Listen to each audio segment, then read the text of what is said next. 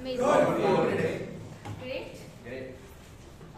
The weather in Bangalore was pleasant until 4 o'clock and then it became cloudy all of a sudden. I really wish it didn't rain and my wishes came true. It didn't rain and we are happily going forward. It didn't rain. It didn't rain, yes. I'm happy. I don't know why people often romanticize rain and Bollywood also romanticizes rain so much. I don't know why. I don't like rains. Yes.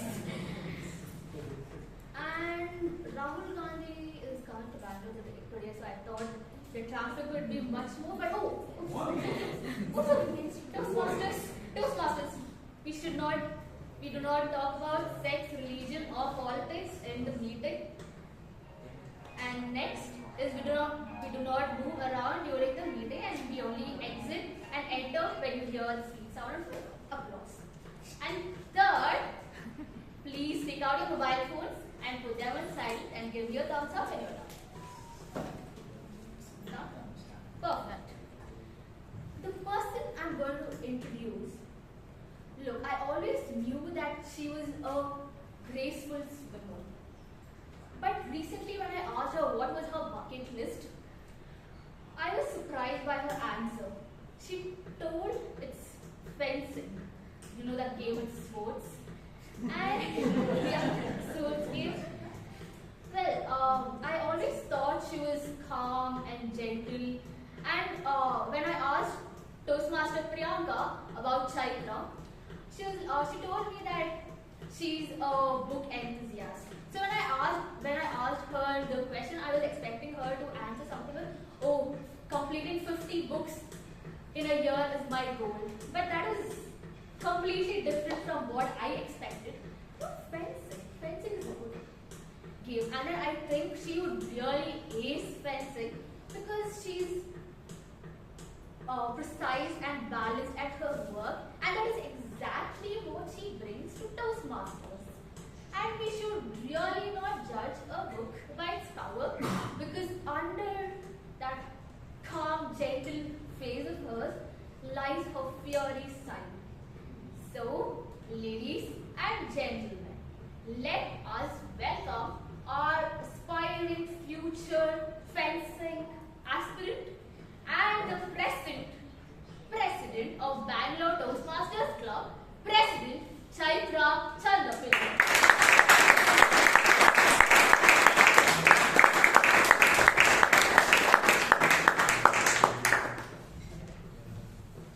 Thank you, Toastmaster Bhavana, for that very innovative introduction.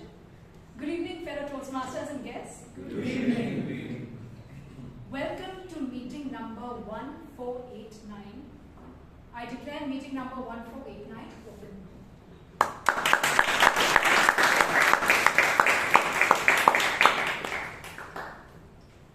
Before we proceed with the rest of our meeting, I would like to invite onto the stage our secretary to read out tell us about the minutes of the previous week's meeting. Toastmaster Good evening, fellow Toastmasters and dear guests. Good evening. The theme of last week's meeting was friendship is a million little things. The word of the day was benevolent, which means kind and helpful, like all the members of the BTMC. The total number of members present were 32. The total number of guests present were 12. And the awardees are as following. The best speaker went to the Ray of Light, Toastmaster Surya Prakash Bhaskaran, if you got what I meant. The best evaluator went to Tenali Raman, which is Toastmaster Abhay Patari. The best table topic speaker went to our past president, Toastmaster Shiv Kumar. The best auxiliary role taker went to our past secretary, Toastmaster Mahesh Lokesh. And the best role taker went to the past VP membership, Toastmaster Mahavir Ji. Members, are there any amendments to the meeting minutes of meeting number 1488? No. Okay. I declare the minutes of meeting number 1488 passed.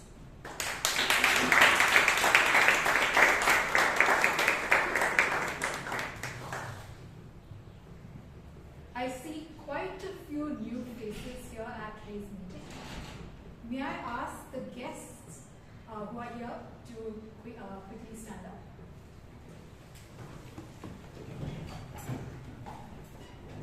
Members, how do we welcome our guests?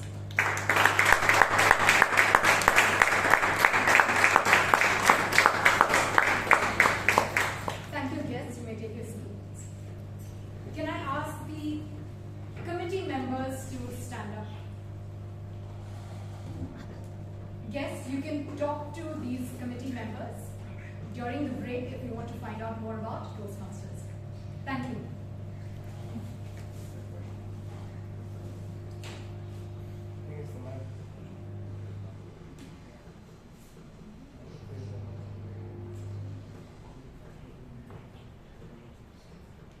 Mahatma Gandhi was famously asked, "What do you think about Western civilization?" And he said, "I think it's a great idea."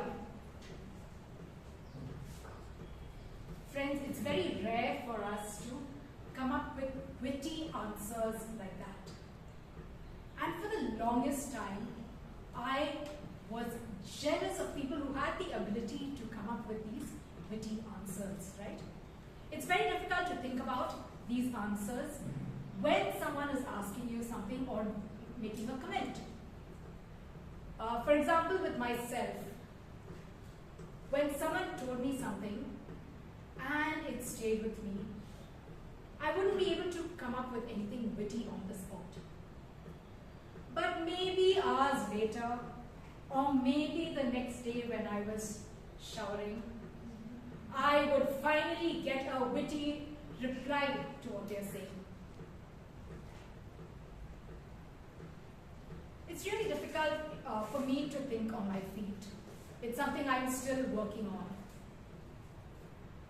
And thinking on your feet is one of these rare skills that come only with a lot of practice, and practice.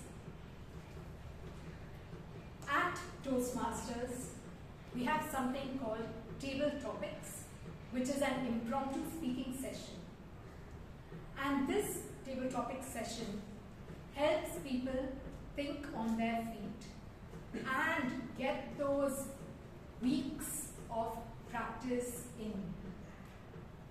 So every week when members come up here, we have them, we give them a topic, and then they come and think of these witty answers. Now, this is something that we always get nervous about, because anytime we're on stage, our mind very often goes blank. And the only way to deal with that is to get comfortable here on stage. So today, friends, we have a very interesting meeting format up here. We have a table topics marathon for our members to practice their impromptu speaking skills and also to prepare for the upcoming table topics contest, where they will be tested between each other and where they can give their best here on stage. So during today's meeting, I wish everyone the best. I hope you're able to get all these witty ideas when you're up here. And I'm really looking forward to hearing your responses, and more importantly, for getting ideas from you on what to say when people ask me questions. Now, to take this session forward, we have two prominent members of our club. One of them is a 3-time district level table topics champion. He has been the president of our club twice, and very interestingly, he has been a member of this club since the year 2007. You know what that means? He's got decades of here on stage. He is a triple postgraduate and a PhD holder, and a professor at Sindhi College of Commerce. He enjoys listening to audiobooks and to meditation. And if you talk to him, he will tell you about how meditation can actually help you think on your feet. He is also a very popular speaker. He delivers keynote addresses and he has delivered TEDx talks multiple times. Friends, please put your hands together for DTM Rajdeep Manwani.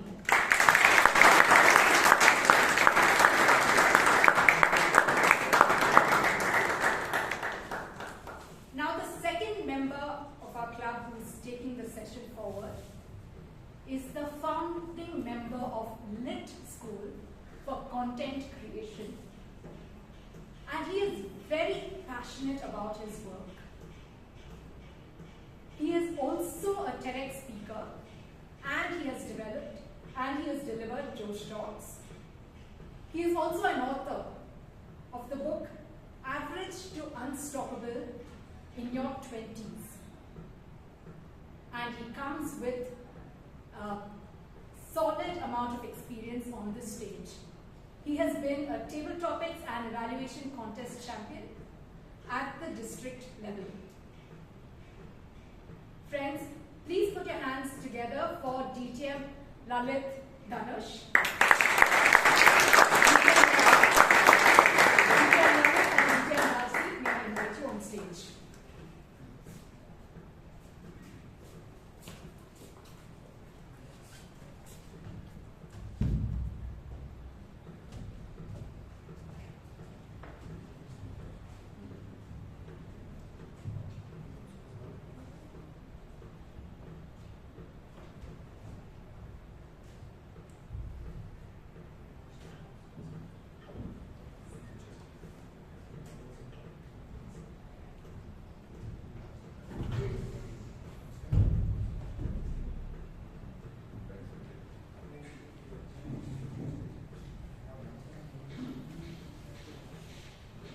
Hello everybody, good evening. Good evening. Good evening. Hello everybody, good evening. Good evening. Okay, quick question. How many of you thoroughly enjoy giving a table topics on stage for all the members here? You enjoy it? Really? We'll call you first. Right?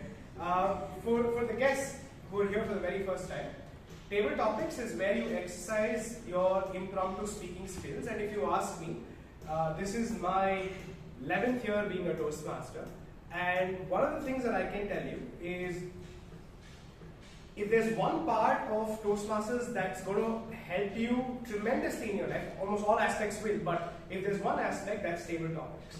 Because more often than not, you don't give presentations every single day at office. You don't present your research paper every other week.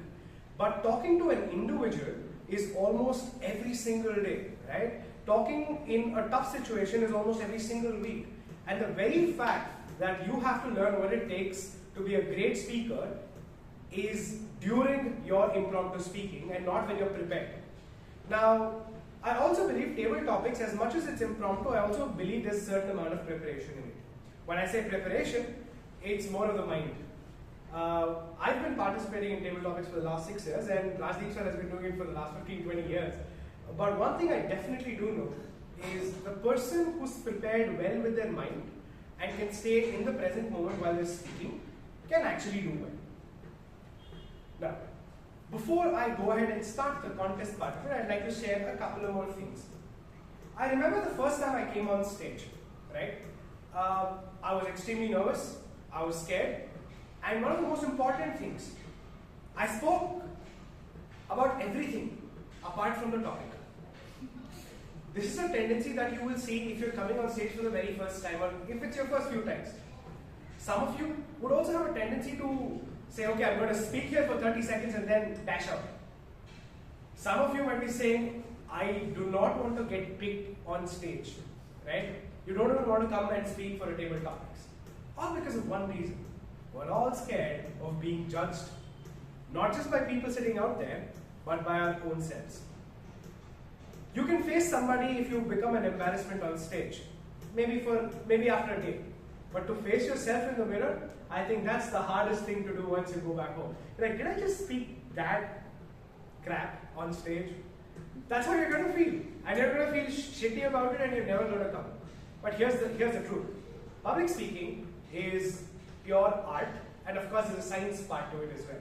The art, if you ever remember, like I was just listening to Alan Watts while I was coming on in my car, and Alan Watts says, the beauty of dance is not to get to the end of it, but is in the dance in itself. And similarly, the beauty of public speaking is not to get to the end of your speech, but to actually connect with the people that are sitting in your audience without even thinking. Sometimes, if you start thinking while you're given a topic, if you think too much, you will hit the overthinking button very quickly. And that's when you tend to speak a lot more. So today what I'm going to do is I'm not going to give you any more gyan or any more 2 cents or whatever I think about public speaking is. We're doing a very interesting format. This is a format that I've experimented with some of my students at Lit School and with this club called LA1924. Very simple. I'm going to give you a table topic, and Rajdeep sir is of course going to help me in doing so. Once you come and finish your speech for 2 minutes, then we will go ahead and tell you how you could make this speech much better. Why are we doing this? Let me set some context. Because when I was called, I was told that, let's prep some of the members for the upcoming table topics contest. So in that as our main vision, this entire exercise is going to be in helping you guys become better table topic speakers, and for us, of course, understanding what are some of the newer techniques that we could put into our own arsenal. So I'm sure as much as we want to give you certain tips and tricks, we'll be sitting and learning ourselves as keen observers. And before we begin, can we have a huge round of applause for Dr. Manwani?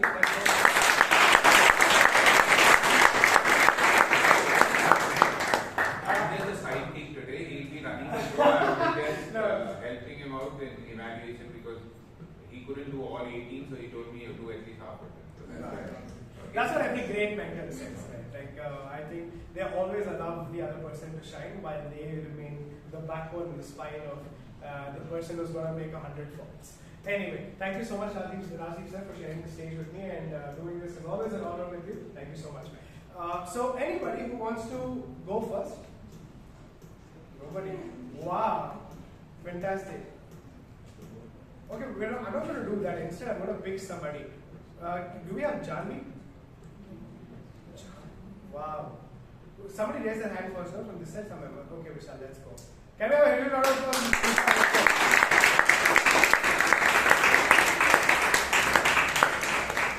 By the way, Vishal, before I disrupt your topic, I've also done something very interesting. I've divided the topics into 5 segments.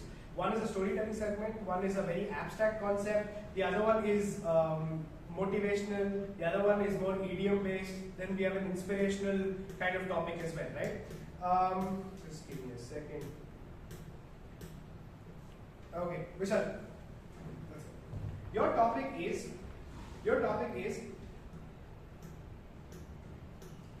sometimes you just need space to hear yourself think. Cool? I'll repeat that one more time. Okay. Sometimes you just need space to hear yourself think.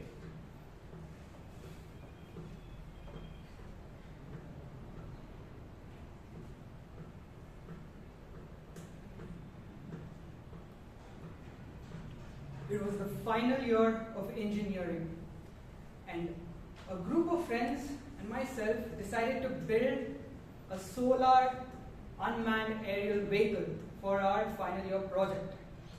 Now, during testing, where we had already dished out tons of money to make this happen, the day we had to present it for evaluation, the propeller of our aircraft broke. We were stumped. We didn't have a backup because it just cost too much and it was out of our budget. What would we do? All the group mates started shouting their ideas.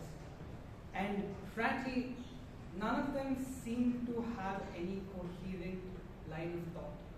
because all of us were just plain scared. We had to improvise a solution and we didn't know how to do it. I myself also was completely stumped. But just for 2 minutes, after we did a lot of shouting, a lot of arguing, the group fell silent. And immediately I remembered our seniors ran a startup right out of our college, focusing on, guess what, unmanned aerial vehicles. Immediately we ran there, got the propeller, and luckily got our degrees eventually. All you have to do is stay silent for some time.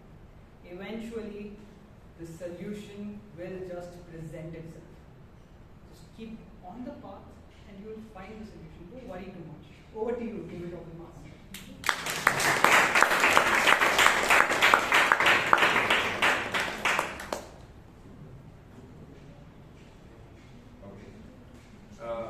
Vishal, I think you did a wonderful job. The topic was a little abstract. You need to give yourself a little space to hear yourself think. And I think so you connected the topic brilliantly. You spoke about an incident which happened and how when you give yourself a little time to think, the solutions come on your own. What was good, clarity of voice, the way in which you presented it, and then you ended with repeating the topic that you need to give yourself silence. Now what I think you could have done better over here was, I think so you dragged the story a little too much. I think so, we were this, that. We knew that it's going to come, somewhere it's going to come. So sometimes when you have a table topic and if you have to win in a contest, you have to have a little more, might be one incident, one idiom, one phrase, one call for action. So if you would have just ended the story within 1 minute, you could have done that and taken 30 seconds to substantiate a little more on here, think, that would have done a great job. But otherwise, for having the courage to come on stage first, facing the audience, and also giving a very, very riveting story, please give him a big round of applause.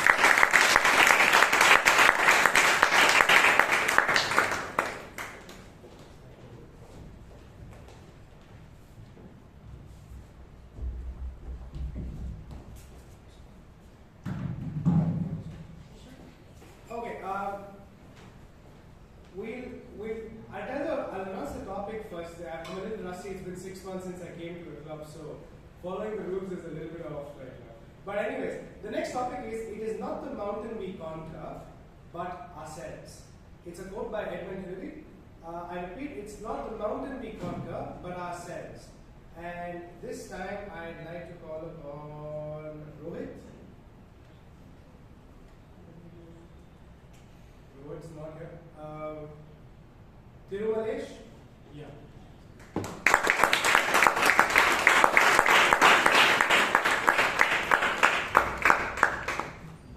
you please repeat? It's not the mountain we conquer, but ourselves.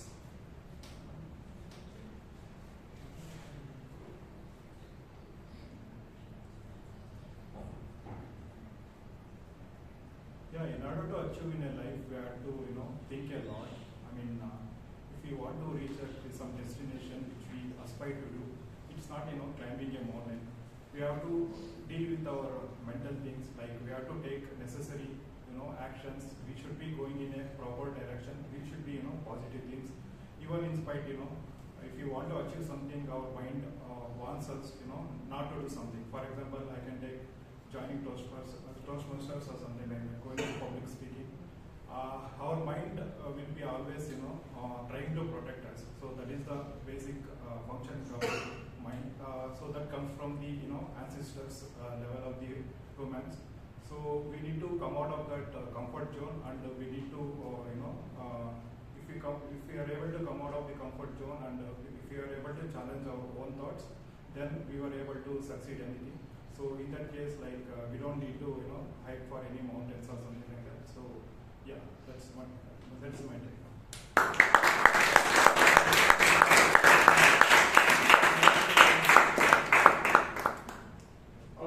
Thank you, Tirumalai. If I had to evaluate this, and I'm going to be again, looking at this from not just table topics but also from a contest point of view, one of the tricks that I use when I come on stage is I take whatever is said and I boil it down to one word, right? And you speak about that one word. Because sometimes when I say you don't conquer mountains, some people literally start thinking about mountains, right? It could be a very metaphorical phrase. So what would I do? For me, it's very simple. This entire phrase is about conquering oneself. That's about it, right? You are your ultimate challenge and you have to be better than who you are. So if you can boil it down to that one simple aspect, then it's very easy. Second, can I almost visualize a time when there was a challenge that I posed in my life that I actually was able to conquer? And I believe each one of us, no matter how successful or not so successful, we face a challenge in our life. Sometimes it could be a traffic jam, right? And when you pick something as light as a traffic jam, it can turn out to be a humorous speech. You can make it funny, right? Maybe you have to go meet your wife and you were coming down from Bangalore airport and all of a sudden there was some incident that happened there, right? You could talk about that. Or maybe then recently you would have just graduated out of your 12th standard for some of the young ones. And your parents kept saying, 12th standard is a turning point of your life, and you realize that nothing actually changed. And you were so scared for the exam, but if you actually stayed cool and you actually attempted those exams, you could have achieved a lot more marks, right? So bring about almost vividly in your own mind a certain instance that you could speak about. So Tirumalai, I feel you were talking about it, you did break the meaning down, but if you don't tell me a specific experience that you have gone through, you lose connect. Here's the next part. If your experience is original, people will actually believe you. Like, you sound very authentic on stage, right? People will actually buy whatever you're saying because it's coming from the heart. You're not trying to remember or cook up a story. So talk about any challenge that you overcame by overcoming, your own self. I think that way you will be able to speak much more fluently. You will be able to connect with the audience. And here's another trick. You always don't have to start directly about the topic. You can ask the audience a question, right? You can sometimes, okay, I'm not going to give you this point, maybe I'll wait for another evaluation to do this. But anyways, Tirumalai, you were fantastic, good attempt, but the last thing is I wish you could have spoken for a little longer. You spoke for 1 minute, try speaking for 30 seconds the next time you come. A round of applause.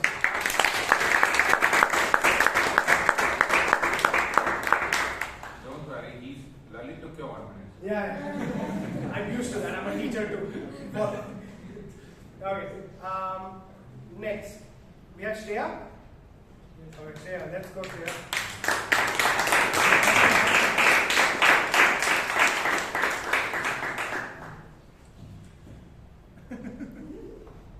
This is a quote. It says Epicyclist here, but I will quote Rajdeep sir because I've heard this first from his mouth. We have 2 ears and 1 mouth, so we can listen twice as much as we speak. Fair? You want to repeat it one more time?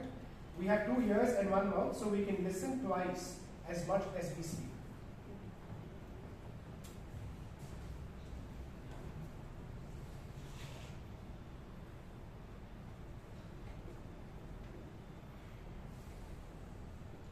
Hey, somebody, are you listening to me?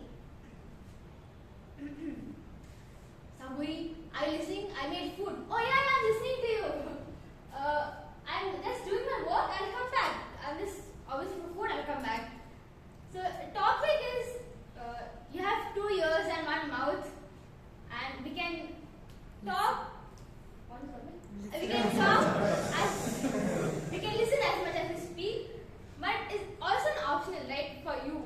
Like, people say all kinds of things to you behind you as well. So it depends on you whether you actually want to listen to them or you actually want to filter them out. And we can also do that, the same thing as talking.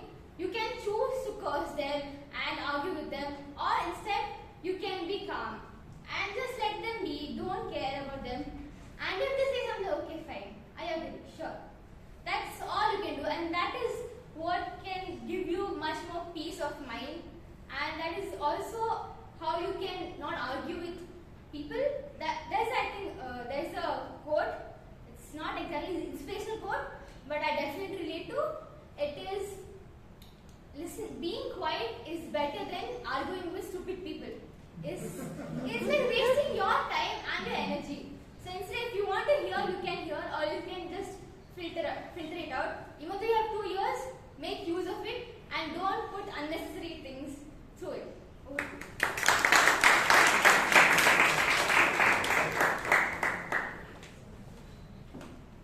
Shreya, I think so.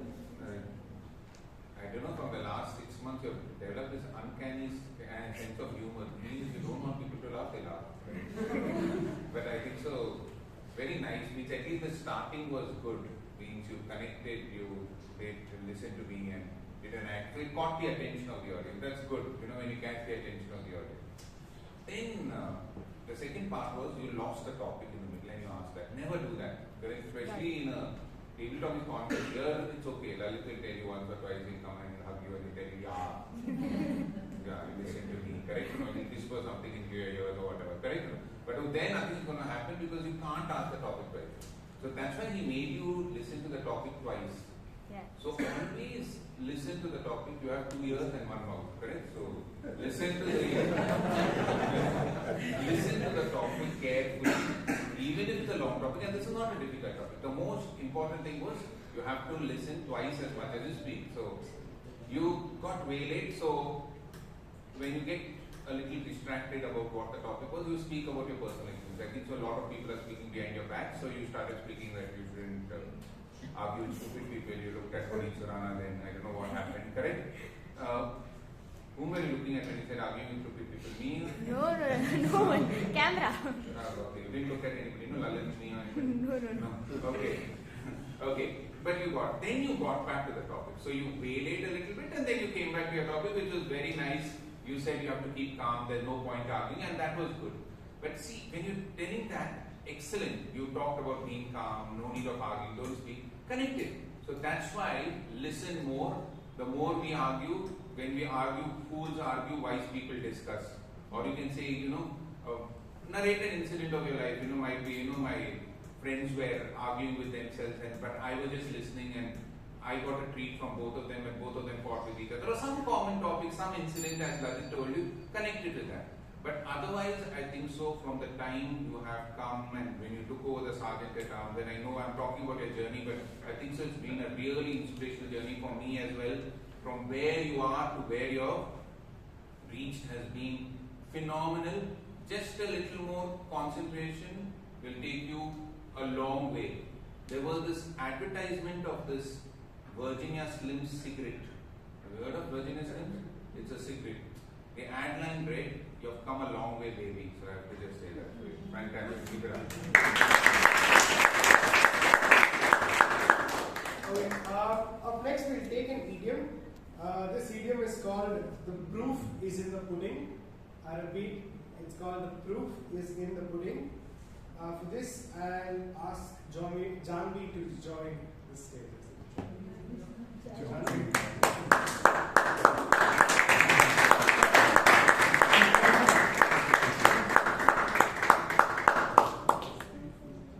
The proof is in the pudding. It's simply, I'll tell you what it means as well.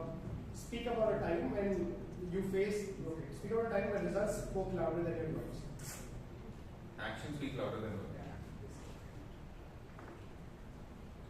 3 years ago, when I first came to Bangalore, all of my relatives thought, अकेली लड़की को बाहर भेज रहे हो, अभी तो इसकी शादी की उम्र है, and I thought I'll be safe because I have a short haircut and no one's gonna tease me. And long after my first semester, when I scored 9 CGP, those mouths were shut because what they thought is I will have a mental breakdown, I won't be able to survive by myself. But in my eyes, the extreme opposite happened. So that's a moment in my life where I believe my actions spoke louder than their words.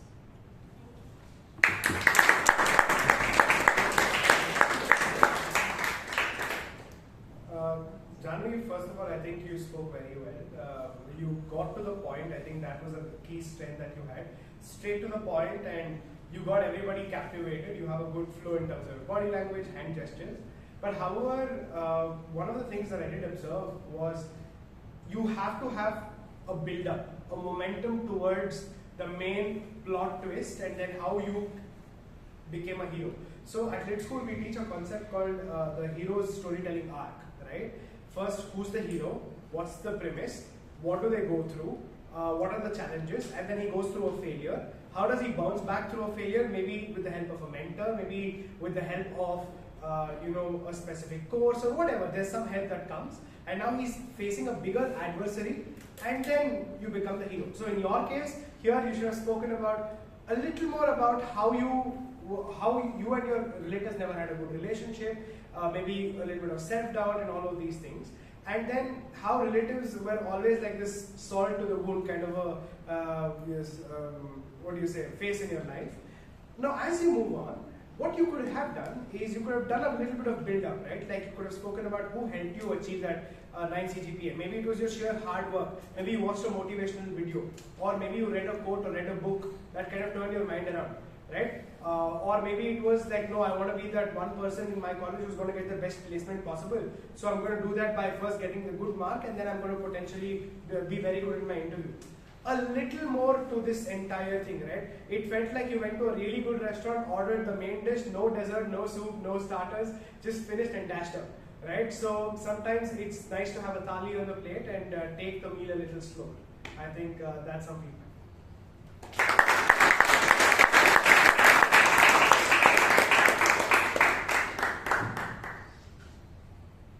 Okay, now we're going to do something situational, right? Your next topic is you bump into someone who's your ideal role model. What do you say in that 1 minute? I'll repeat. You bump into someone who's your ideal role model. What do you say in 1 minute? And for this, we will call Ravivarma.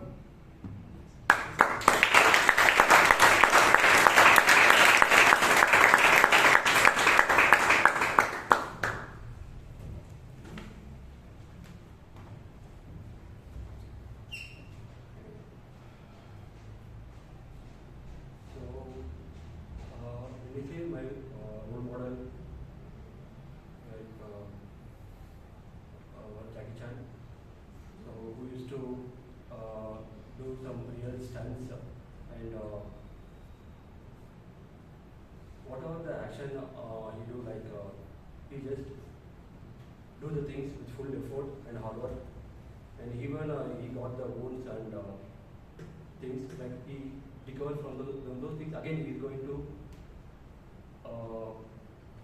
put forth and do the things in actions very well, and people like him very much. So when I bump him, I used to say, like, I don't know, but I'll say, oh, just sorry or for that, and ignore it, and I will start sharing the things what I would like about him, and I'm going to impress, like, since how he started his career till now, how he making the things work. So then I will get impressed and get in front of me.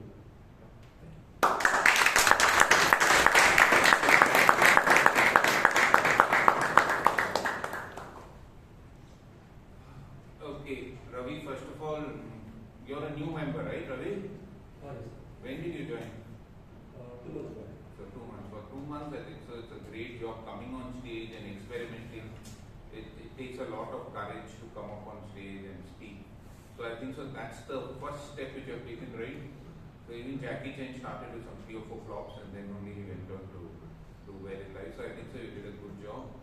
With the first thing, whenever you come on stage, when they give the topic, it's okay to start 5 seconds late. Might be give yourself a deep breath, let your thoughts settle and then start. You don't have to start straight away and think of, visualize it, okay? So just take a 5-second break, give yourself a little break, and then let your thoughts settle. Because I know, see, as a newcomer, I had that problem that when you come here on stage, you feel that you're being judged. And that's the worst thing. And you know what is even worse than being judged? When you start judging yourself while you're giving the speech. So when you're speaking itself, I could make out that you were a little, I'm sorry, I'm this. No, don't have to feel sorry, nothing. You're speaking, I'm speaking. Everybody started off. Sachin Tendulkar also started playing when he was in a gully only. From there only he went to the stadium and then he went. So it's nothing to be frightened of. So don't judge yourself. Any person who's coming on stage, just speak. Don't judge. You might get scared of what the people are thinking of you, but you don't start thinking in the middle of the speech that I am not doing well. So that you can get into a big trap. And I also fell into the trap on the district finals when I lost. Out of the 4 times which I won the paper, one was horrible, I lost. I didn't even come in the top 3 when it was in Goa. And that time, while I was speaking, I started judging myself. So that is one thing you have to avoid. But otherwise, you came on stage, you told about Jackie Chan, you constructed sentences. For a 2-month person who's come forward and gone forward over here, it's a great beginning. You can only get better from here. So please give him a big hand of applause.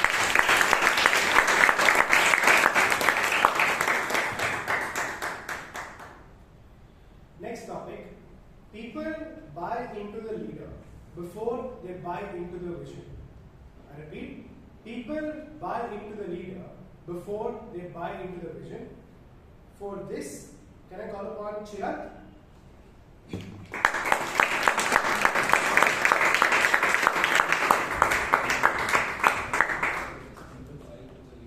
Before they buy into the vision.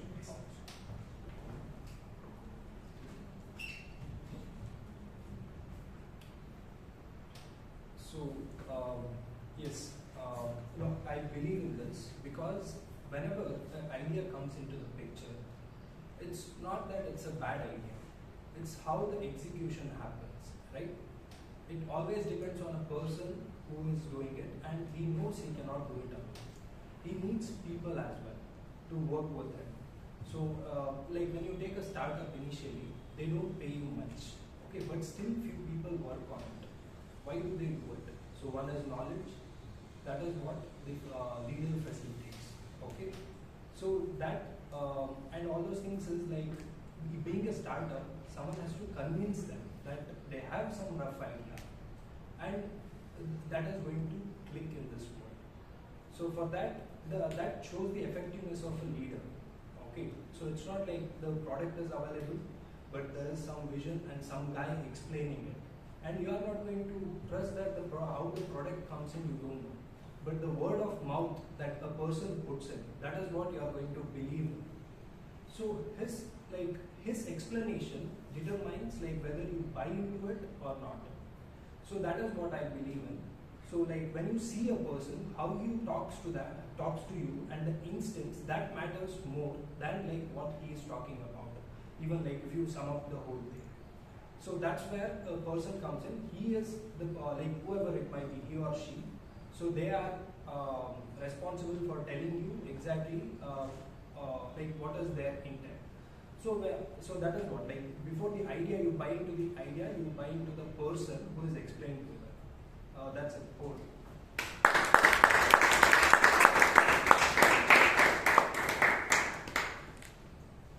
Chiranth, just a couple of questions. How long have you been in Toastmasters now? 3 years. 3 years, okay. What do you do, Chiranth? What's your work like? Software engineer. Software engineering, okay. You work in a startup, MNC? I work in a startup now. Now in MNC. So first of all, Chiranth, kudos to you for coming on stage and expressing yourself out there. I'm just going to get straight to the point. One of the things that I observed, right? Have you ever seen an Instagram reel? Yeah? And have you seen how people scroll through an Instagram reel? They scroll like this. Because today people's attention is so less that if you don't capture them in the first 3 seconds, you've lost them. And unfortunately, today's audience is so used to Instagram and YouTube shorts that if you don't capture their attention in the first 5 seconds, you've lost them. And I'll tell you how your first 5 seconds went. So, yes. There was a so, there was a pause, there was a yes, there was a pause, and then you started, which was about 3 to 4 seconds. I would say take, like Rajdeep sir said, take 2 more, 3 more seconds, it's okay. You could see, now that you worked in a startup, you could have gone directly to that startup, mentioned the name of the startup and said, hey, I was working under this manager or this leader, and here's how he made me believe into him first before making him believe his vision. right? Talk about the startup's name, talk about the manager, where was he from, did you want to become like the manager himself, or did you want to become like the entrepreneur himself, and maybe you recently read a book. The second thing is, most of us, when we speak of experiences, don't sound preachy. But if you sound preachy, we forget talking about our experiences. But the truth is, you need both. You need to draw parallels. You have to be a little preachy, you have to talk more about your experiences. When you can draw these parallels, that's when a real public speaker can actually make whatever message he is telling reach the audience. Right? The second step, this is something that is like a double-edged sword.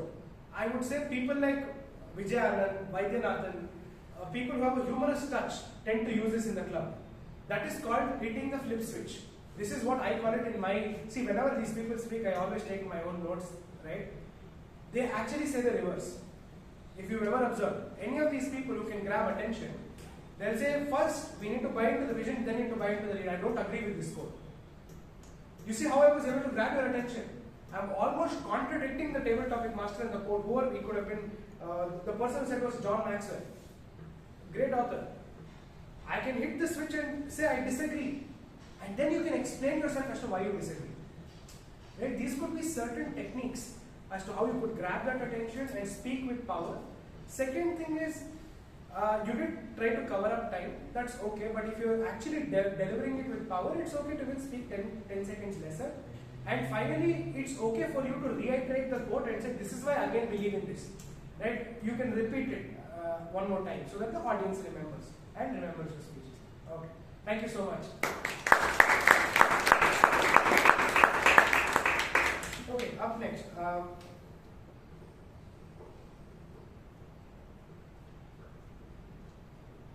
do something different.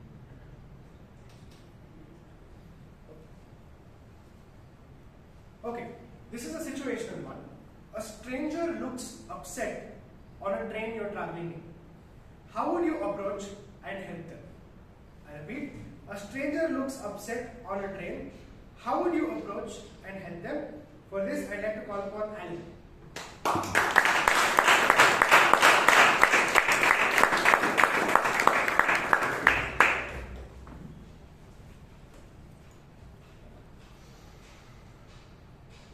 In life, we are often taught that if someone is silent, they need to be spoken to, but often what they actually want is to be listened to. Good evening, fellow Toastmasters and guests. Good evening. If there was a stranger in a train, I feel, knowing from my experience, I think as a Toastmaster sometimes, or through my own experience, I feel we often have this temptation to fill in silences and speak and be there for people. But I sometimes feel like great therapists, it's good to let that moment hold and just be there, and maybe when that person, if they want to talk, they will talk to you. But more importantly, maybe with what you do around, by just them observing everything that you're doing as they are sitting, maybe that can cheer their mood up as well. It's something that I am personally working on in my own way. So if that opportunity is to present itself, I would aim to listen more to what they want rather than try and advise them or think about what I can give them, because you never know what they can give you. Back to the...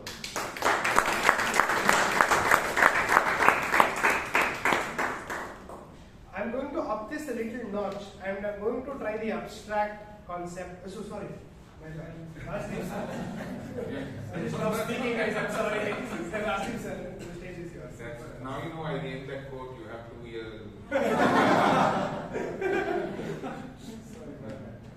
Okay. Alan, I think so. You're one of the most prized jewels of our club. Very, very. You're like the Mohammed Siraj of our club. You fly under the radar, but you do the the best. Whenever Alan comes on stage, his voice itself is so captivating. People get scared to sit in the front row because they don't know what will happen to the eardrums. But I think so. You're a wonderful speaker, and I think so. The way you started off today was brilliant. I think so. Sometimes we just get into the temptation of filling in, so you struck the right chord as what you have to do with a stranger. Might be just sit with them, just okay. So you connected with the topic well. Now there were a little bit of contradiction in the way in which you said it, because you said sometimes we don't have to speak to them. The whole topic was what would you do? Now if you're just going to sit over there, you're still a stranger. And then you said one more thing that might be my actions, what I do. What actions would you do if you don't want to speak? Might be could have substantiated, just give him a little smile, correct or no? Or take out a book and offer it to him without speaking to him, might be on something, or just share a chocolate with him, break it into two and give it. You didn't mention what you could have done, right? So even if your actions are speaking, you don't want to speak and let him speak, that's great. But suppose he doesn't speak, hypothetically. You say take the action, so might be mention one or two actions and then draw the conclusion. But otherwise, I think so you constructed the topic well, you have your heart in the right place, you wanted to help that person, and sometimes you think that as Toastmasters we speak too much, generally we do, but as I say, might be silence is the best remedy. But otherwise, Alan, a great job, and we are all privileged to have you as a member of GTMC. Give him a big round of applause.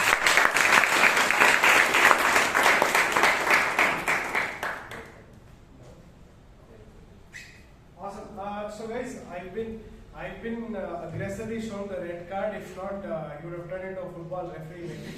But anyways, a quick time for a break, and we'll get back at what time? 3 minutes. Wow. I don't think the job will be done in 3 minutes. So I think we'll get back by, it's 7:23. We'll get back exactly 7:30. If that's okay, 7:30. We'll get back. Thank you. We'll get back by 7:26. 7:26, guys. 7:20.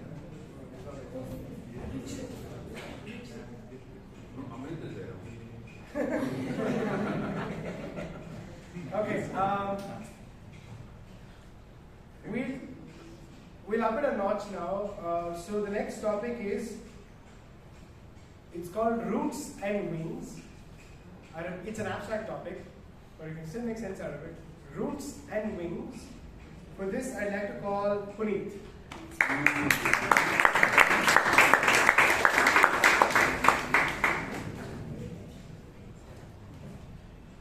My entire 20s, I rediscovered my roots.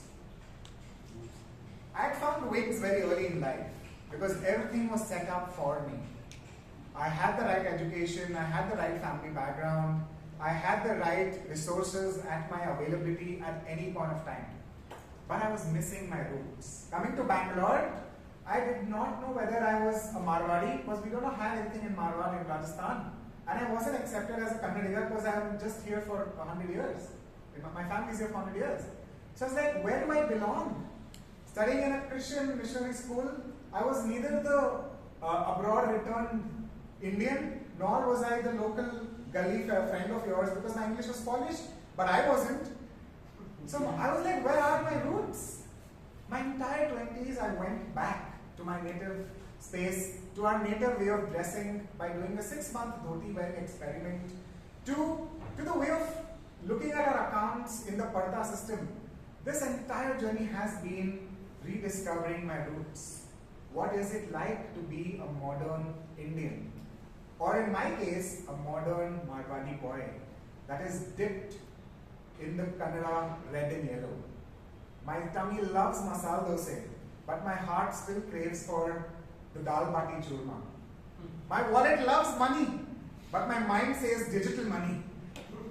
So I'm always torn apart, not realizing where do I belong. Am I a Bangalorean? Am I an Indian? Am I a Bharatiya?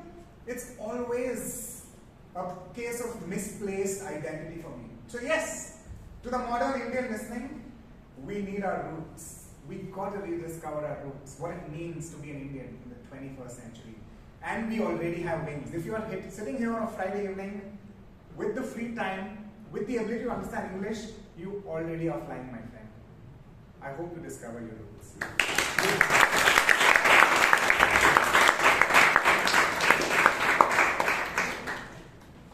I think one of the things of sticking around in Toastmasters for a long time is that you can almost talk about anything without anything, right?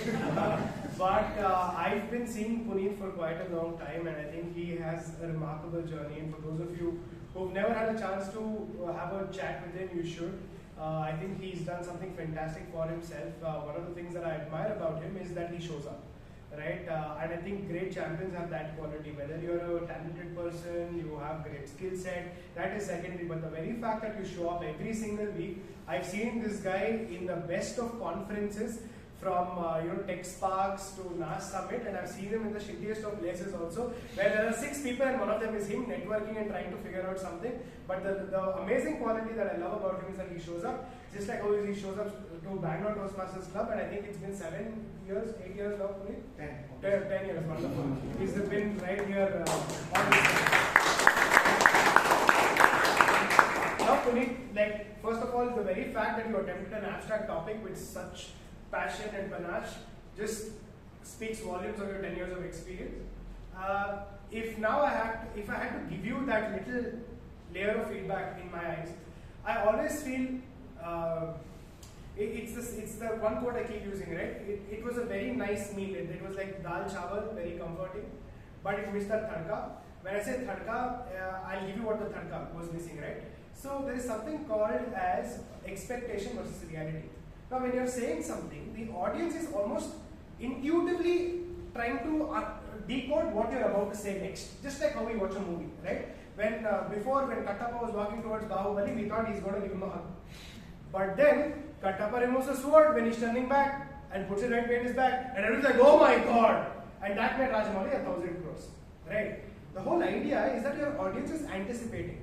Here I felt you were a little predictable, right? That's the only feedback I have for you. Right? I almost knew what Puneeth will go about after 45 seconds of what you were saying.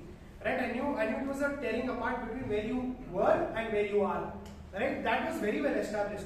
But there was no smack in the gut for me, like, "Oh my God, that was crazy." Right? Like, you didn't catch me off guard.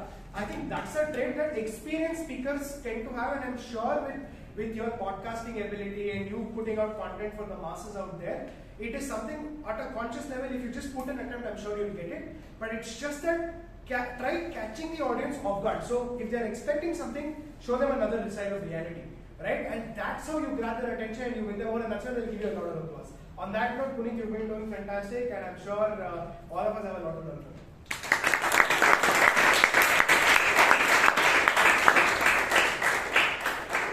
Right? So the next topic is.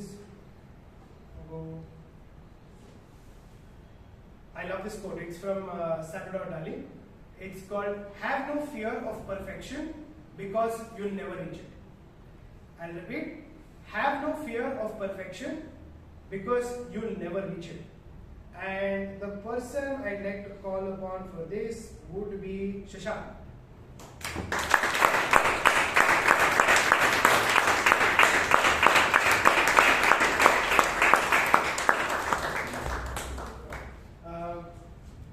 Have no fear of perfection because you'll never reach it.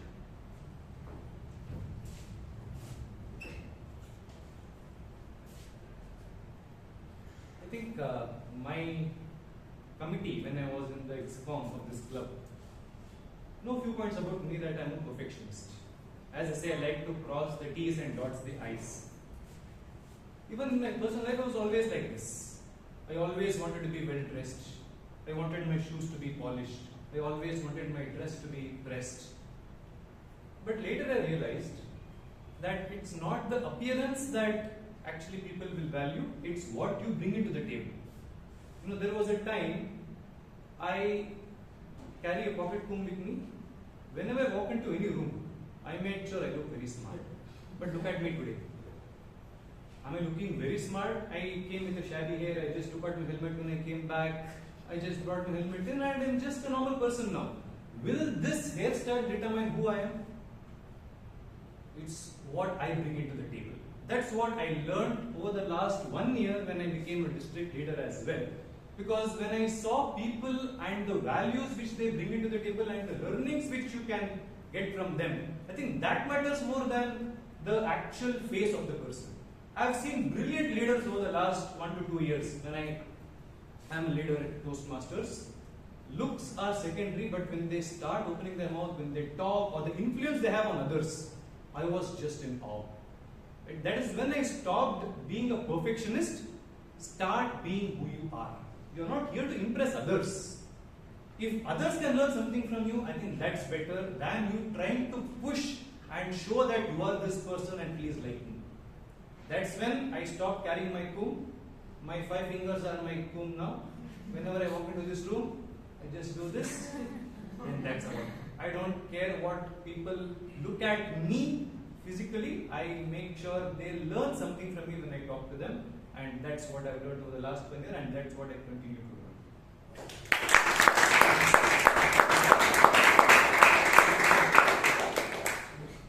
Shashank, now you know why you are the division director. Very, very well said and very, very well presented. Shashank has a fantastic and a very pleasing stage presence, and whenever he speaks from his heart. So that was wonderful. Shashank, you spoke from your heart. You spoke what you wanted to say, you wanted to put your point across. What I felt was that the topic was one thing, and there were 2 or 3 very, very conflicting ideas which were presented at the same time. It's not conflicting, but different ideas presented at the same time. The topic was, don't try and be perfectionist, you'll never reach it. You started off as what you bring to the table. There was one topic on leaders, no? What was that? Leaders buy into the vision. So I thought you brought that leader topic into the vision. Then I don't know from where you got the appearance part, so you brought the beauty. Beauty lies in the eyes of the beholder. I know you have a beautiful wife, so you might have thought of her and brought that into the topic. Then you realized, oh my God, perfectionist, correct or no? So you brought the perfectionist part at the end, and then you tried to link it together. So I thought there were 3 or 4 thoughts, but had you kept one focused thought right from the beginning, I wanted to be a perfectionist as a president, and my committee told me no. I wanted to be a perfectionist while looking, but I always thought no. Bring that, means you talked about the topic, but bring it into the topic so that the person, I wanted to be a perfectionist when I started leading as an area director, but I couldn't go do it. But then I thought, like, how is what I bring to the table? I wanted to be a perfectionist in this. So bring 2 or 3, all those 3 examples could be related to what you are, but when you listen to it randomly, it feels that there are 2 or 3 things. But otherwise, I think so, for being the fastest president, I think so, in BTMC, right? Within 1 year, he became the president, right? Yeah. Now, give him a big round for that. He became area director within 1.5 years, then he became division director. I don't know what's the next thing, but you keep trying for your perfectionism. We will. You are a perfectionist in whatever you have done. So I think a big round of applause for Shashank for being a wonderful. We are happy to have him. Okay, the next one is an idiom. It's called bite the bullet. I repeat, it's called bite the bullet. For somebody who's coming up can speak about a time you face something tough, head on. Right? For this, I'd like to call upon Priyanka Rannorey. Okay, Priyanka.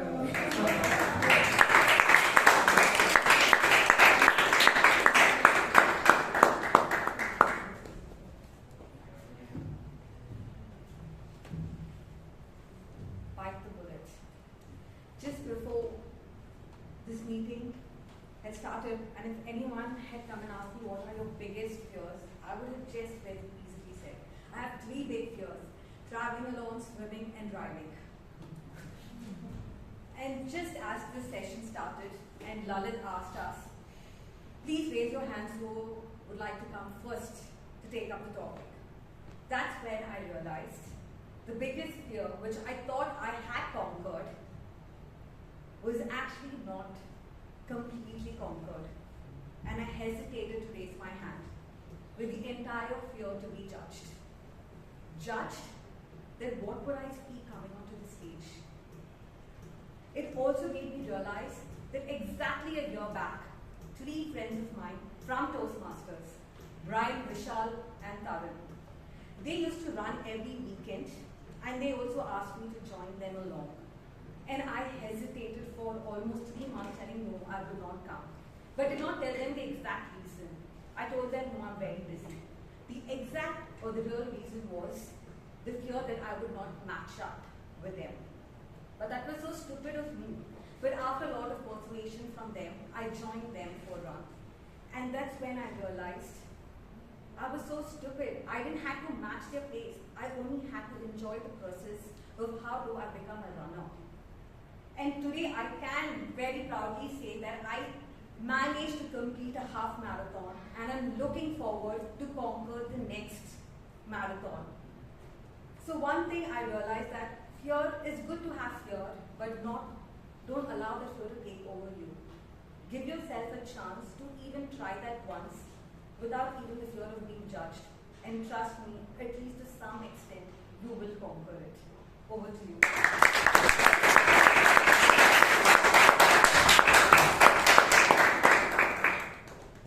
First of all, Priyanka, I think from the time I've seen you join the club, new to where you've come in your journey, I think it's an incredible journey and you should be super proud of yourself. I like how you speak with a poise when you're here, right? And initially, I used to feel that, sometimes you used to overdo things when you joined early, but I feel right now you have such a poise that you could just move between topics very swiftly. The second part that I really like about you as a speaker is that you become more authentic. And how do you become authentic? For all the ones who are new, right? You become authentic by sharing your most vulnerable side. That's an insight that very good speakers have. And you can only be vulnerable here, especially if you've made peace with your vulnerability. You've looked at it and said, okay, I want to become a better person. And you already have without even taking action because you've accepted yourself there. So I feel there's a lot of acceptance in you, much better than where you were, Priyanka. I'm so glad that you're speaking.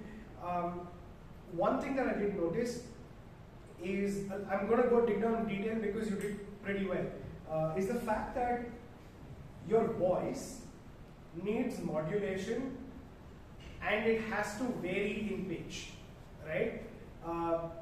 Pitch, volume, pauses are perfect. I think 11 or 10 are pauses, but with your pitch and your volume, these are 2 attributes that you have to do it. And I'll give you a small formula that you can keep in mind. It's called the 7 to 9 principle. Speak at 7, speak at 2, then speak at 9. Right? If you've ever seen a graph, if you've ever seen a sound graph, it's never straight or it's never like predictable. Right? There 7 to 9. Like vary your voice almost like that, and where do you do it? Especially, let's say, when you said you have to go for a run with Vishal, maybe lower your voice and you are doubting yourself, right? And then you could lower your voice and speak a little lower because confident people are always loud. They're always strong in their words. So change the change the pitch, change the volume accordingly, and I'm sure you'll be a much more better speaker. You've given us enough presidential addresses, you've given us a lot of table topics over the years, but these little technicalities I feel would be amazing. And apart from that, I really don't have anything else to say. Maybe Rajdeep sir, if you want to add something. But from my end, I think I just have one thing to add, Priyanka. We all love you very much. Please, don't we all love her? Yes. Only Vishal, Puneeth sir. No, I agree with that. We all love you very much. Thank you so much, Priyanka. You're amazing.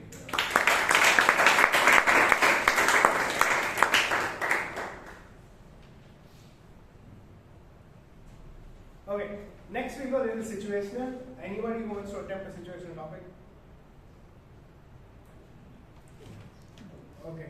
No, guess, hold on for a bit. I have No. Amrith Kaur had given a name. Okay, go Amrith. Amrith Kaur had given a name. When Rajdeep sir calls, you can't say. Amrith actually. Okay. She actually bites the bullet. Okay. Amrith, your situational topic is, there's a sudden power cut in your office meeting. You must start an impromptu topic on the spot. Amrith's not getting up from a seat. She's like, I repeat, a sudden power cut in your office meeting. You must start an impromptu topic on the spot. There's no power, no generators. Okay,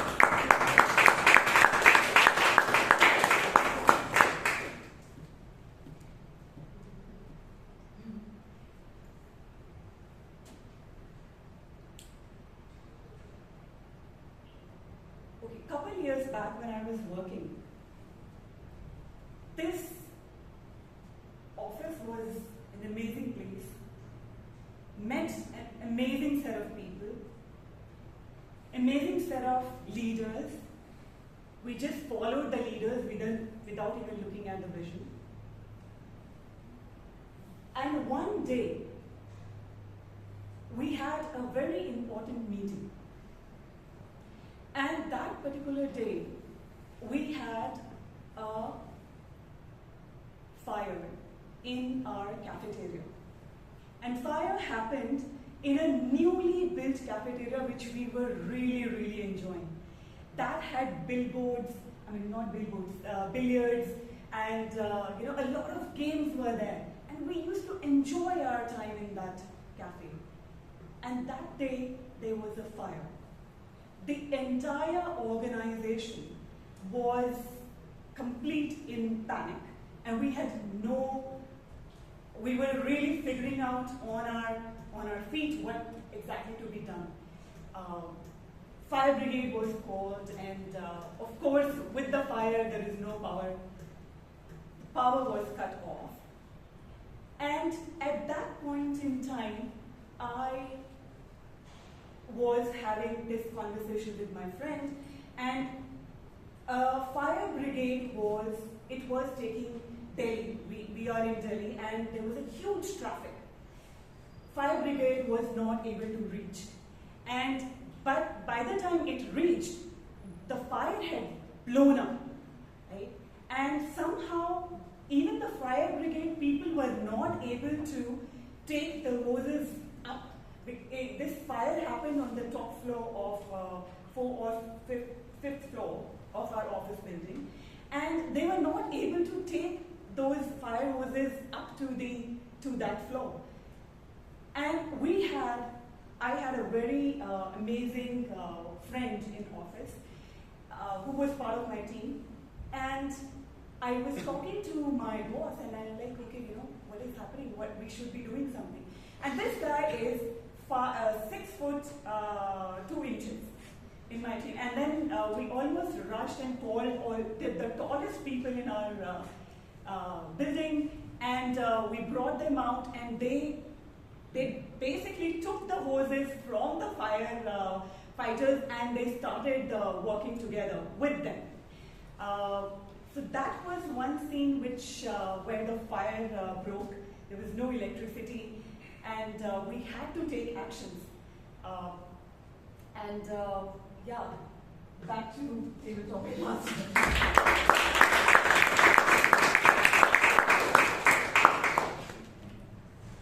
Okay, Amrith, one thing is you've got a very, very nice descriptive way of putting across things. So I like the way you started off the fire. We could actually imagine the fire. We could imagine that 6 foot 2 inch boss of yours.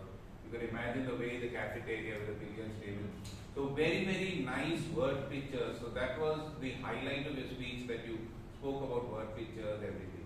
Now, one thing we've been all telling, being authentic and being true and all that. That's good when you are talking about something like leadership or whatever the other things, right? But when you have situational topics, you have to imagine things. You don't have to always speak the truth, right? Because it's a power cut. It may happen in your life, it may not have happened in your life. So you could have told, about the power cut. It became dark, and then somebody helped me and took me in his arms, and that was my boss, and later on I got married to him. You got married to your boss, right? I know the truth, and he didn't know, right? You should have told, why do you have to feel shy? Lalith is telling, be authentic, vulnerable. Correct?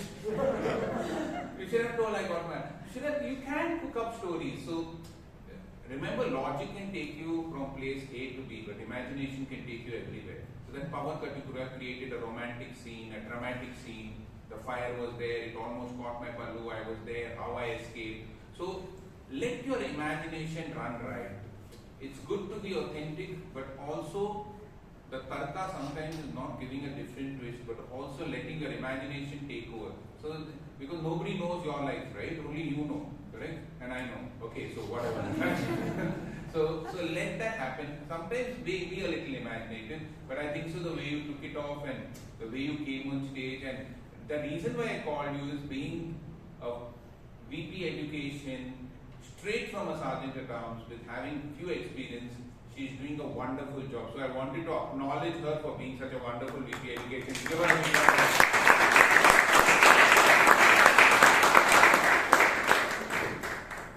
Let's move on to the next topic. This is a situational based one. Narrate a situation where you discovered your hidden strength. I repeat, narrate a situation where you discovered your hidden strength. For this, I'd like to call upon Bhavana.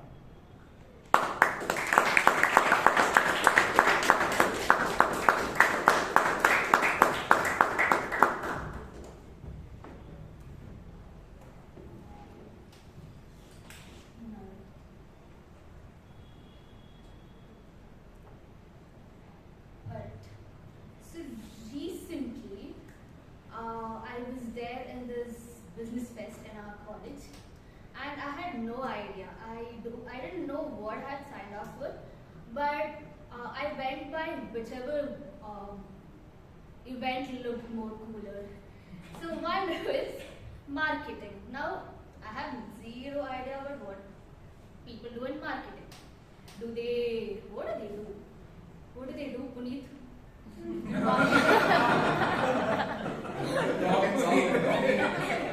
Talk and talk. Yeah. So I don't. They don't listen. Yeah. I really don't know what they do in marketing. So I was sleeping, and at 5 o'clock my friend calls me. She's like, Bhavana, there's elimination round. Wake up, we have to attend this Google Meet. Now, what do? I have no idea of marketing. But fine, I attended the Google Meet link, and then they gave us a case study, a big case study. 2 minutes to read, I couldn't process it, so I just read the question, and then I started pitching ideas. Where the skill came from, I probably think it is from Toastmasters, me speaking in Toastmasters, like right now I'm taking on the same topic. So I think that is where the ideas came from. So because of that, immediately after the event, the call ended, I was like, no, this is what I am gonna do in future, marketing. Because I really loved what I did, and I did get eliminated in the end, but yes, I really did enjoy the process. Back to you.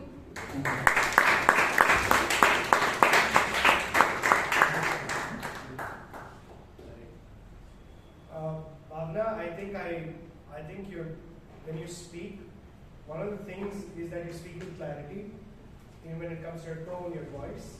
But if I had to ask you to watch out for a couple of things, number one, I feel it's not very important to have content when you speak. Like, what you speak is one thing, but how you speak is more important.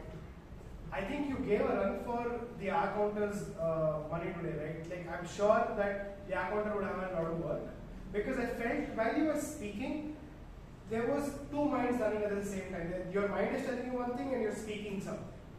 So when you have that content, what's more important than content is also conviction, right? You have to almost believe in what you say. And it felt like, until he raised the green card, it almost felt like, okay, she's searching for the next line in the story. Is she cooking it up? And you asking Puneeth for that question was the real highlight, because it stumped us all. Right? And I go, why is she asking Puneeth? But then, for an experienced, marketed Puneeth. I'm sure. But for somebody with a little bit of experience can clearly know that that's called time wasting tactics, right? It's called TWT. So you're trying to now figure out what you have to speak while you ask Puneeth and he replies something. So I feel just get into the story, speak, believe in what you're speaking, and take a few seconds before you actually say it. That's okay. And finally, you don't have to speak for too long. Deliver it with a punch, with a little bit of conviction, and I'm sure you'll be able to.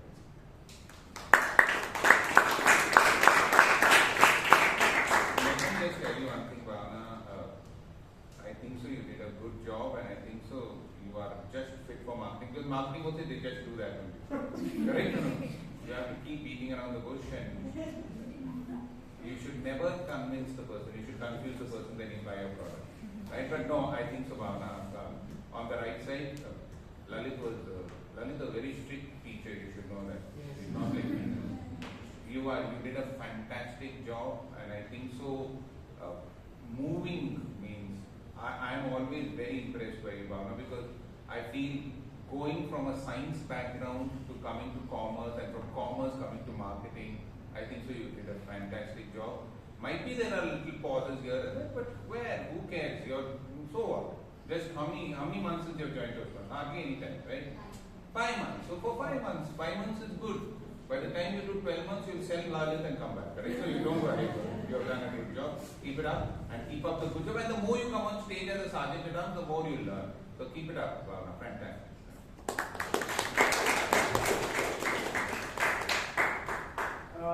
Next topic, invisible threads connect us. I repeat, invisible threads connect us. This is basically to ask you to share a moment you felt a deep, unseen connection. And for this, I'd like to call upon Rashi.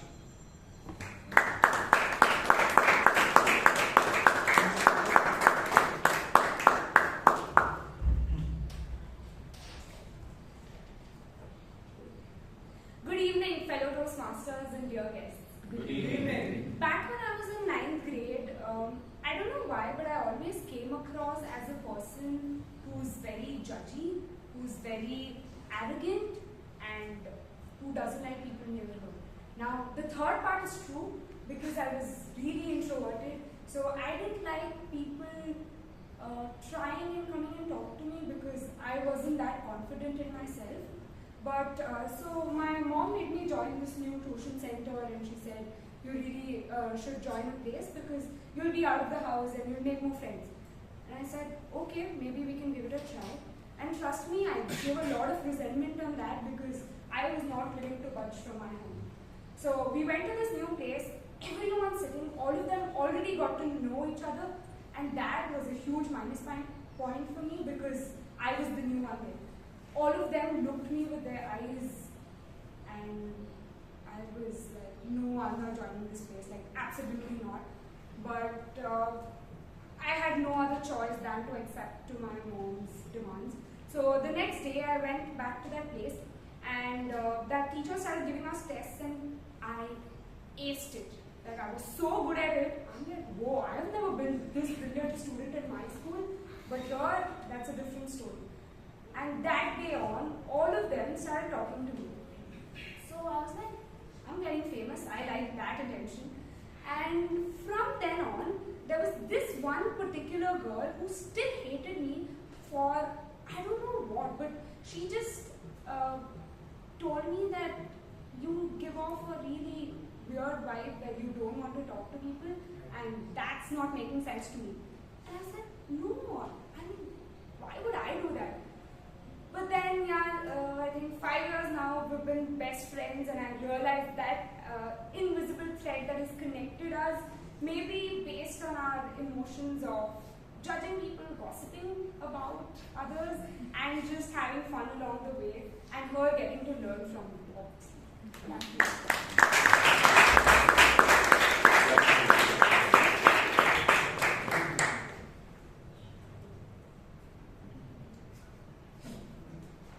Okay, Rashi, there is some invisible thread between me and you. So I was telling Lalith to evaluate you because I thought generally the person you like, you don't give a very critical evaluation. So I was just thinking about that, but I think so, Rashi, you connected well, means you talked about your tuition center, you talked about the whole story. But what I feel, Rashi, is that as fast as possible, if you can, especially when you're going for a contest, now I'm going to talk about the contest point of view, as fast as possible, if you make the judges realize that you are speaking on the topic, the chances of you winning the table topic go back highly. So might be in the middle, when you reach that point when nobody was speaking to me, then you can leave a suspense. But there was an invisible connection with every student there. And then I met this girl. Was there an invisible connection? No. She hated me because of what I am. But then I realized my invisible connection was not with the people, but with the subject which I had, which made me do so well in life. And now I am a teacher myself, just because of the invisible connection. Give a little twist. So always try and connect with the topic, because when you look at the marking, now I'm going to go a little bit into the table topic marking. They mark you on content delivery. All those who are judges know this. And one part of the content is the build-up, and the second part of the content, for which they give around 20 marks, is the connect to the topic. How fast are you able to connect to the topic? So 20 out of 100 marks straight away come with the connect. So next time, just try and connect in the middle itself, and then wind it up by telling that, so that the person knows that you are actually on the topic and you're not just going around the topic. Otherwise, I think so, you're a fantastic speaker. You're very, very sweet on stage, and it's always a pleasure hearing you. Give her a big round of applause.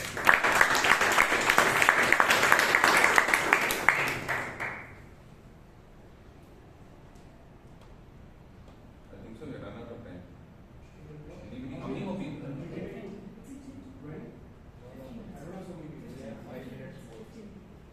5 minutes, 2 to 1 or 2 people.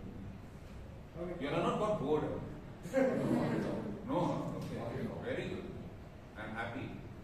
Good job, Lalith. Okay. Next.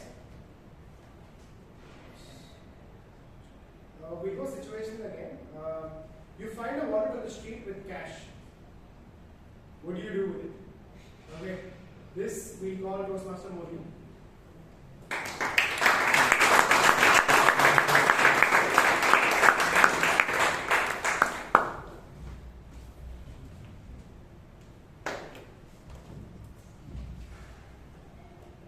Usually when I come out in the morning, I see the astrology chart. Today they told, don't speak. I am in a table talk. Yeah, this wallet story. Once I was walking in the street and trying to find the footpath, it was not there at all. Then I saw an unofficial policeman coming, trying to grab that wallet. The unofficial policeman is the Bangalore Kaur. Suddenly it is watching me, I am watching it. The feeling is happening, no? The invisible thread. Okay. I went to grab the bus and I grabbed it. And I found inside a photo, a slip, and a train ticket. Plus cash.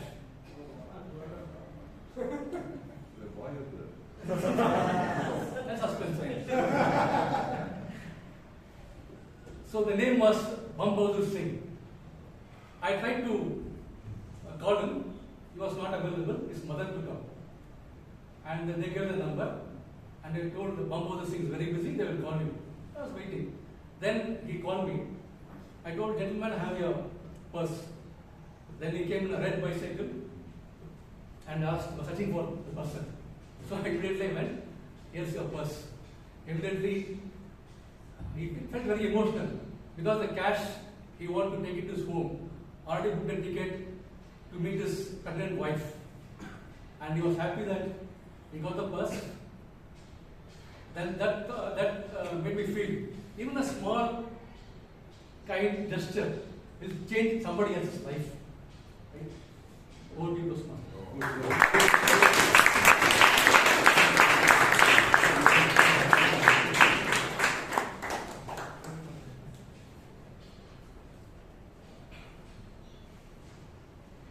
Toastmaster Murli, like one of the things that I really liked was I feel you have a good presence, you have stage presence, and you're a very humorous speaker. And what makes a humorous speaker is the fact that he uses the technique I was just telling, which is expectation versus reality. You say something and then you twist it a little bit, right? You get them a little off guard. For example, he used the cow part, right? So nobody ever expected a cow would be there to have a eye-locking gaze with it. Sounded like a romantic movie. On the other hand, now if I had to nitpick, I mean, a lot of wonderful things, but if I had to nitpick a couple of areas which are gray areas for me, number one, it felt like this astrology thing really cracked, but it felt you came rehearsed for a table topic with that in your mind already. I'll tell you why. Maybe I'm wrong. After you said it, then you're like, oh, that wallet thing. You said this phrase, oh, that wallet thing. That meant you had to say something and then had to get to the topic. So I felt, you almost got this line from somewhere else, or you really liked this line and you wanted to test it out on stage. It was very obvious. Do it, but don't make it obvious, right? Because if you're saying something and getting to the topic, then it kind of feels like you have rehearsed this one line. Because I've seen certain people at contests who will already have a table topic prepared in their mind, and then they'll come speak it and somehow connect the dots. And usually those people don't win, right? So just a small warning to that. Apart from that, I think everything else was absolutely fine. I genuinely want to see how you participate in a contest, because I genuinely thought you were very good as a speaker, and if you can just polish these rough edges, I'm sure you will be a speaker that has a good chance to win. Congratulations.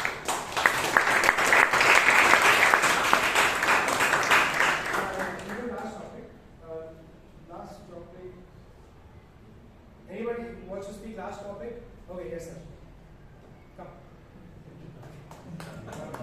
Oh, you want to still sit there?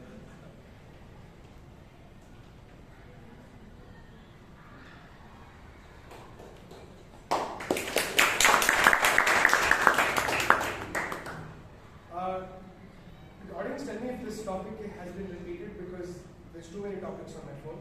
But this topic is: one important key to success is self-confidence. An important key to self-confidence is preparation. You've done it? No. You want me to repeat? One important Who's this? What's your name? Yes. Yeah, give him the topic, then it's okay for you. One important key to success is self-confidence. An important key to self-confidence is preparation.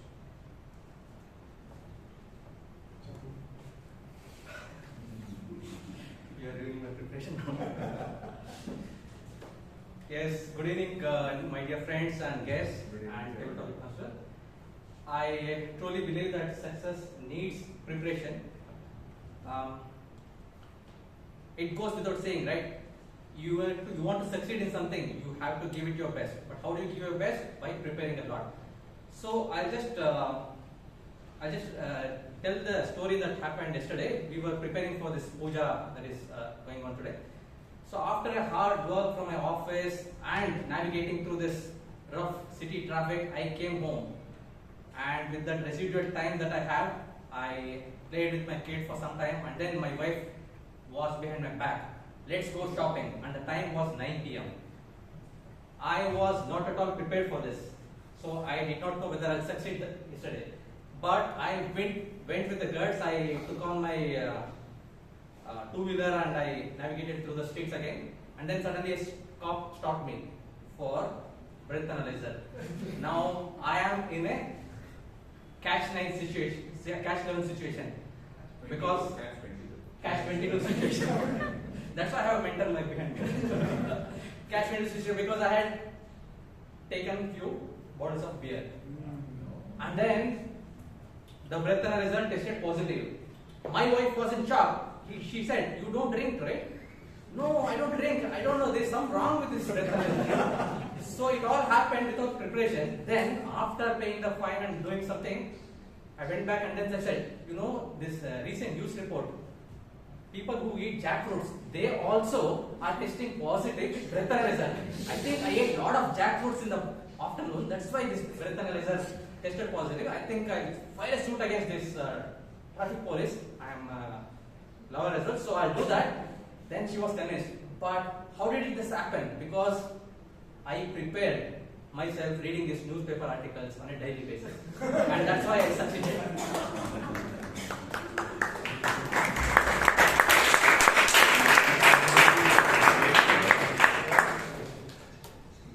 What do I say, Viresh? I'm so proud of you as my mentee.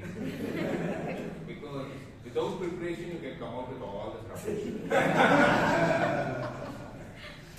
It was supposed to be a motivational topic, correct? But look at the way he brought it humor. Don't you think it's a commendable job that even a motivational topic can get into such realms. I remember last time you spoke about some chambu having some, what was it? Going to the farm and doing some shit over there. What was it? So every time he comes out with such amazing stories, I think so Veeresh, you're a fantastic storyteller, excellent job done. But just for the purpose of being critical, I think so the whole thing was that there was no preparation, that's why you succeeded. Yeah, because if you had eaten so much jackfruit, you would have been in the toilet, you would have gone with your... The second thing was, so weaving a story which is there in your mind, as Lalith said, and then connecting it to the topic is a great art. So you have that art, but for a competition point of view, I think so you have to be a little more subtle with it. Might be you can tell this story within 1 minute and then talk about a great person like Lincoln who prepared for ASK, who failed 18 times, he kept preparing, or you might have talked about your result as you prepared for the exam. So it's not necessary to have only one story in your 2 minutes. The table topics which I've won for in the district level, I've always had one personal story and one external story, something, so that it brings a lot of cohesiveness that this person knows more than, you're giving more than what the judge is expecting. So always put a little more, not only one story, might be add a little more and then connect it to the novel, then it would have been perfectly blended. But otherwise also I think so, for being a great VB membership and a fantastic storyteller, please give him a big round of applause.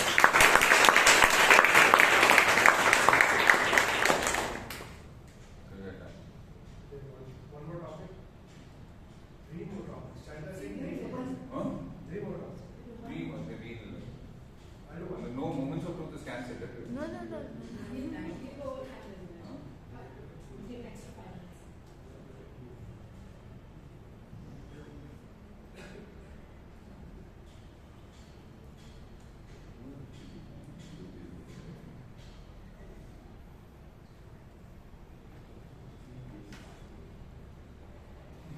Okay. The next one is going to be Beyond the Horizon, which simply asks you to speak beyond your comfort zone. Beyond the Horizon, basically speak about what lies beyond your comfort zone. For this, I'll ask Toastmaster to introduce you.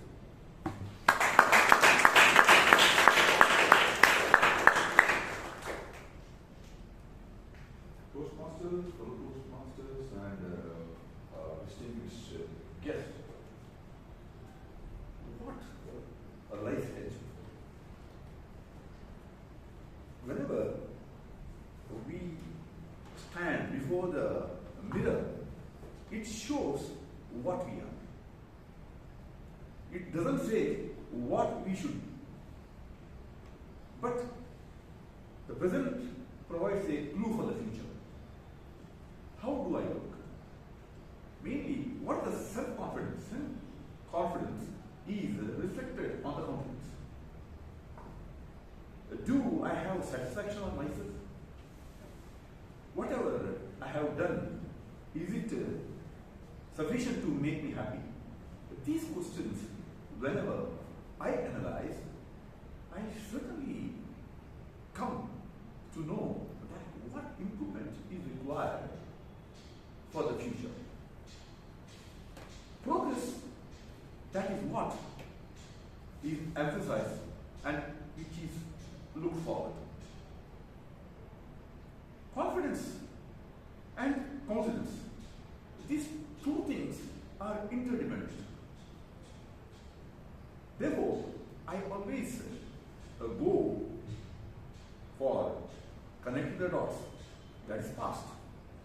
But I also go for what improvement I need, and I am happy to say that very many people, many Toastmasters also, they give me a clue what can be done to improve my image. And I am very humble to say that I always want to be endeared to people, and I want to work beyond the horizons, beyond my limits, to upgrade myself and be a worthy person in the society, and also be a good. Over to tabletop.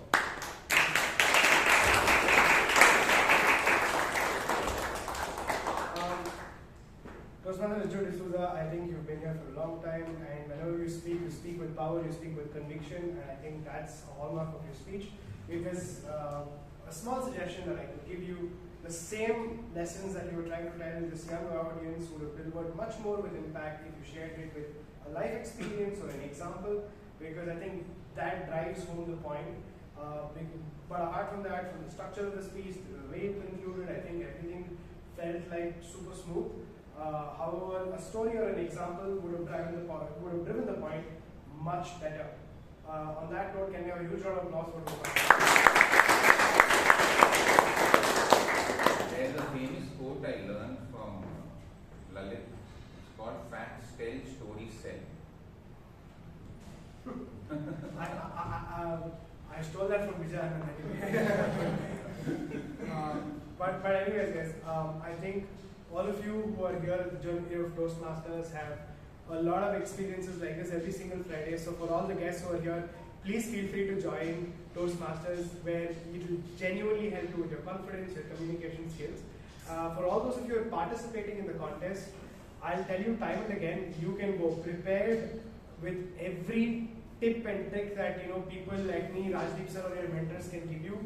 But one of the most important things is to be in the moment. I think it's very underrated for you to almost calm your nerves before you go, because trust me, in a competition, it's not just about how people will judge you, it's that performance pressure that is there that will also bite into a lot of nerves. Because I've really felt it, like there were moments in my Toastmasters journey for 5 weeks straight I would have win table topics here, but on the day of the contest, I wouldn't have come third place. That's because that performance pressure will really get to me. One of the things is maybe listen to music, drink a glass of water, if you can do 10 minutes of stretches, exercise at your home, not at the club, please, and then come here. It really eases the nerves, right? Endorphins and all of these oxytocin, these hormones help you out a lot. But I think Rajdeep sir today has given us a lot of feedback, and just staying around him and being around with him as a mentee, as a member of the club, is a privilege, it's an honor, and can we have a huge round of applause? Huge round of applause for Dr.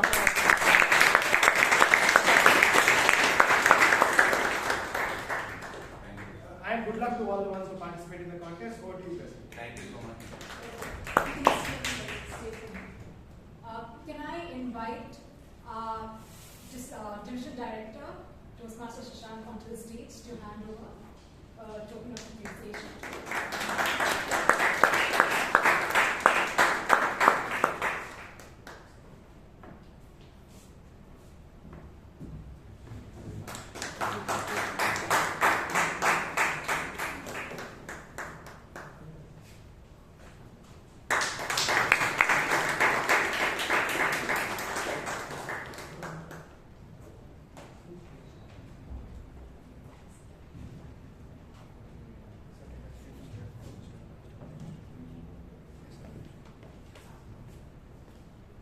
Thank you, DTM Lalith and DTM Rajdeep, for this wonderful session and for the wonderful feedback. Can we give them another round of applause?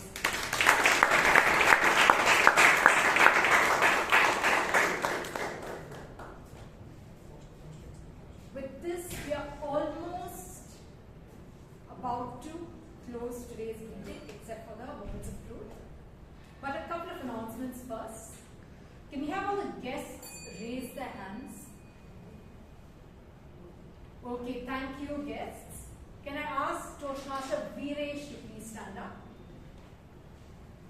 Please join Toastmaster Viresh immediately after we start our break. You can take your snack and join him. He will give you a walkthrough of what Toastmasters is about. Okay. A couple more announcements more. I would like everyone to give Toastmaster Amrith a huge round of applause. He has really put in a lot of work into today's meeting.